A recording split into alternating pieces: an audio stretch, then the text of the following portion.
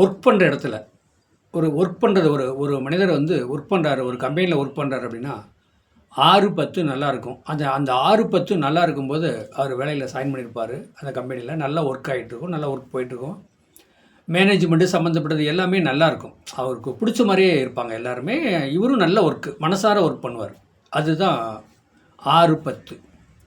6-10 நல்லா இருக்கும்போது வேலைக்கு செஞ்சுட்டாரு, சம்பளத்துக்கு ஒன்றும் பிரச்சனை கிடையாது. சில பேர்லாம் பார்த்தீங்கன்னா 6-10 ஒர்க் ஆகாமல் இருக்கும். வேலைன்னு தேடிகிட்டே இருப்பாங்க. வேலையே கிடைக்காது.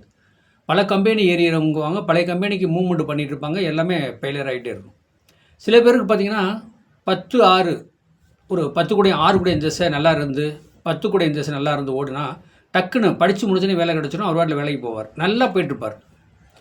ஒரு வருஷ கணக்கில் போயிட்டுருப்பார். அப்போ இதில் வந்து என்ன தெரியுமா, அங்கே ஒர்க் பண்ணுற அவருக்கு மூத்த அதிகாரிகள்லாம் வந்து டக்குன்னு ஏதோ ஒன்று பேசிடுவாங்க.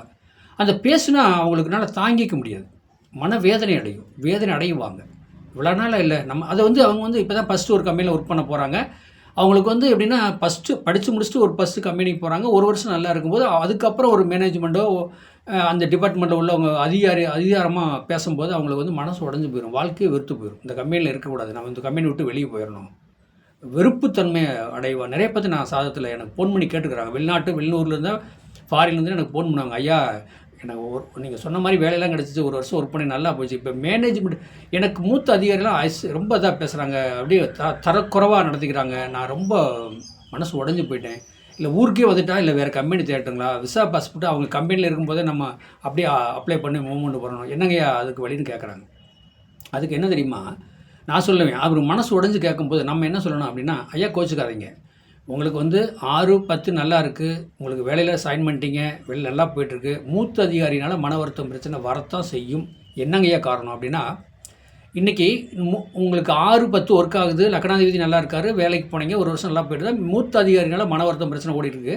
ஆனால் இன்றைக்கி கோச்சாரத்தில் ஓடக்கூடிய கிரகங்கள் 6ஆம் இடத்துல 8-12, இல்லை 10ஆம் இடத்துல 8-12, அதே நேரத்துக்கு லக்னாதிபதியை எங்கே 8-12 பார்த்தாலோ இந்த மூத்த அதிகாரினால் பிரச்சனை சிக்கல் கண்டிப்பாக வரத்தான் செய்யா.